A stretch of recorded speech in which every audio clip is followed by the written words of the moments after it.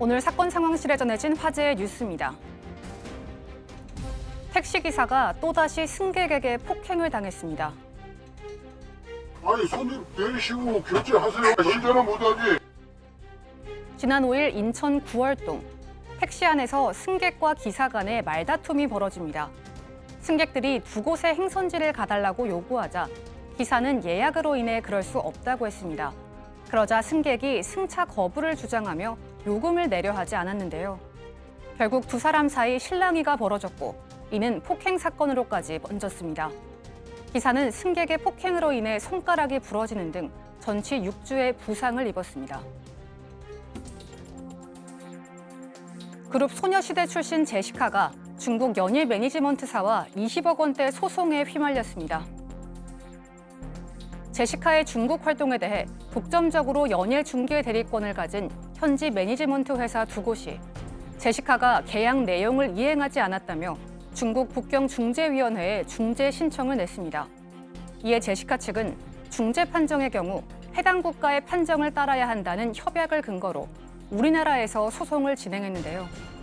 그러나 국내에서 진행된 소송에서도 패소하면서 제시카는 중국 회사 두 곳에 총 20억 원이 넘는 금액을 지급하게 됐습니다. 현재 제시카 측은 대법원에 항고한 상태입니다. 일제가 강제 철거한 도니문이 104년 만에 복원됐습니다. 일명 서대문이라 불리는 도니문은 조선시대 도성의 4대 성문 중 하나였는데요. 1915년 일제강점기에 전차 복선화와 도로 확장을 이유로 철거됐습니다. 다른 성문과 달리 도니문은 그 흔적조차 찾을 수 없어 복원 자체가 어려웠는데요. 그런데 바로 어제 서울시가 증강현실 기술을 활용해 도니문을 104년 만에 복원한 겁니다. 모바일 앱 도니문 AR을 내려받아 정동사거리 주변에서 실행하면 디지털 기술로 재현된 도니문의 모습을 볼 수 있습니다. 광화문 한복판에 있는 세종대왕상이 하마터면 불길에 휩싸일 뻔했습니다. 서울 종로구 광화문 광장, 세종대왕상이 불이 붙은 채 타고 있습니다. 현장에서 근무하던 경찰관이 곧장 소화기로 불을 끄는데요. 오늘 새벽 4시 세종대왕상 앞을 배회하던 남성이 갑자기 화염병을 투척한 겁니다. 다행히 세종대왕상은 기단부가 약간 그을렸을 뿐 크게 훼손되지는 않았는데요. 현행범으로 체포된 50대 남성은 소송에 대한 불만으로 화염병을 던졌다고 주장했습니다. 경찰은 남성을 상대로 정확한 범행 경위를 조사 중입니다. 지금까지 사건 상황실이었습니다. 네, 이 사건 다루다 보면 참 별의별 사건 다 거의 생각지도 못한 이런 일들이 있는 세종대왕상에 화염병을 투척했습니다.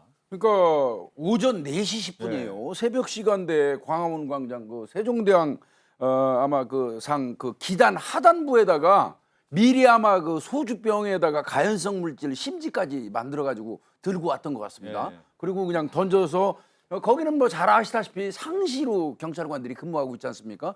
그 거기 근무하는 경찰에 의해서 이 검거가 됐는데 뭐 조금 전에 말씀하신 것처럼 어떤 본인 소송에 대한 불만을 저기다 풀었다고 하는데 그 이후에 어떤 다른 별다른 이유가 있는지 여부를 경찰이 조사하고 있다고 합니다. 아유, 저 그래도 이제 껐으니까 참 다행이지만 세종대왕상이 만약에 불탔으면 우리의 소중한 문화유산인데 큰일 날 뻔했습니다. 사건 상담실로 갑니다.